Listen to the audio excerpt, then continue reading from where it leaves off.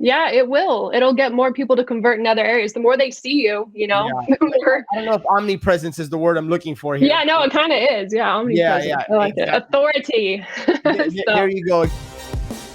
You're listening to Flip Empire, the show committed to helping real estate entrepreneurs who want to build their empire without sacrificing their life.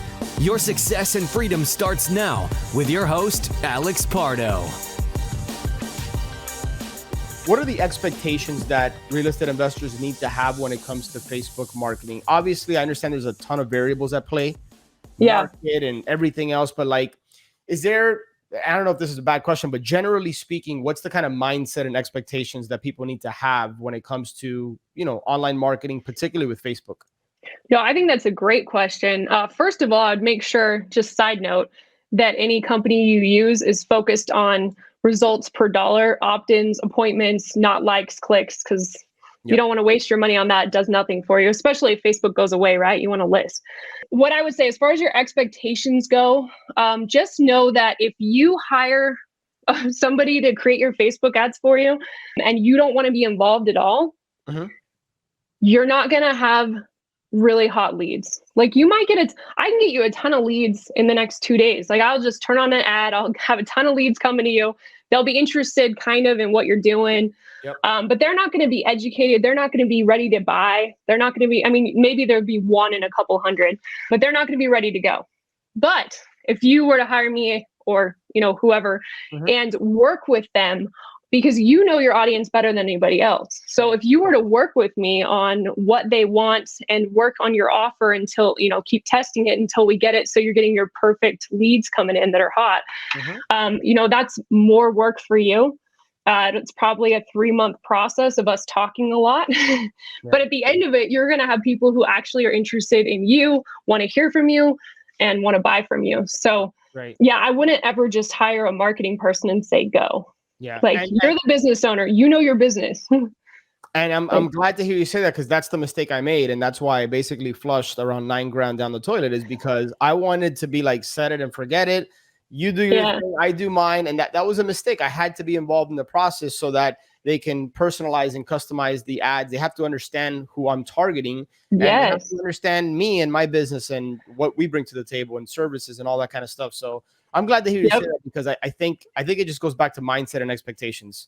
Yeah, no, that was a great question. And the people, I have clients that do that just are like, you do it. I don't want to hear about it. I just want to see leads. And I'm like, all right. And I try to warn them, like, you have to know they're going to be harder to sell. Like you better have a really good sales process, and you got to be calling those leads within 5 minutes, because they're going to forget who you are. Yeah. But if you spend a little more time up front getting that funnel and offer right, it pays off big time. So. No doubt. And what I've also found with Facebook, because we actually partnered with somebody last year, a really good friend of mine that just understands Facebook very well. And he would generate the leads, drive it to us, and then we would have a joint venture type of split, is that when he was doing Facebook marketing for us, it was complementing the other marketing channels that we had going on. And because, I don't know if like sometimes they would see a Facebook ad and they might not click, but then they would enter our pipeline or our funnel through this channel. But in the course of conversation, they're like, oh yeah, we would see your Facebook ads. And like, I was getting the sense that was having an influence on. Yeah, it will. It'll get more people to convert in other areas. The more they see you, I don't know if omnipresence is the word I'm looking for here. Yeah, no, it kind of is. Yeah, omnipresence. Yeah, I like it. Authority. There you go. Exactly. Yeah. Well, so it's almost as if like you handed it to me on a silver platter. But the next thing I was going to ask you about was authority, like building. I think it's so critical in 2021 and going forward. It's been critical, and I think it's only going to get more, is having a web presence, having, I'll give you an example. A coaching client of mine calls me the other day and he's like, hey, yo, Alex, I think I may have lost a deal because the seller asked me why I don't have any online Google reviews. Oh, yeah. And that's big. This guy is experienced. He closes a bunch of deals. He knows what he's doing. But he's like, I never even thought to focus on that. Like, so talk to me about the importance of just establishing online credibility and authority. Yeah. So we're not in the days anymore, unless you're sending out mailers, people look at your mailer and they might go straight and sign up, right? If somebody sees you online, no matter where they see you, they click on your ad, then they go look you up on Google, they click on your website, they're judging you by that. and then they go watch all your videos on YouTube. I mean, people are researching like crazy to decide who to trust and who to go with because there's so much noise online. Yeah. And the best way to overcome that is to take that, your awesome content and put it everywhere. And like you said, the other thing is, of course, actually asking for reviews. That's huge. People look you up and they want to see those stars. Mm-hmm. But if you can make yourself an authority online by taking the right steps and making sure that you're putting out good content, everywhere that you can, and asking your happy customers to give you reviews.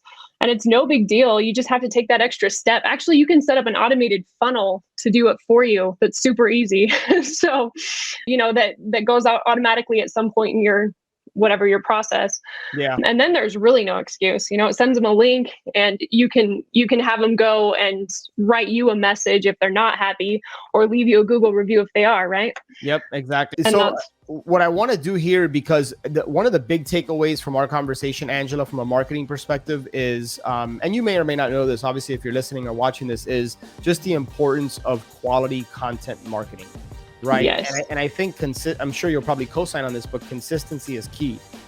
Hope you enjoyed that episode. But before you go, I've had a lot of people recently reach out to me wanting to learn more about Ascend, wanting to understand how the mastermind component works, how the coaching relationship works. And so right now we're actually on a waiting list. But what I would encourage you to do is, if you think you're the right fit and you think you could benefit from being a part of our community, head over to ascendyoursuccess.com, watch the short video, and then just click the apply to join button below. And then we'll be in contact with you if and when a spot opens up. So really appreciate you listening to Flip Empire here, and I look forward to connecting with you on the next show. Take care.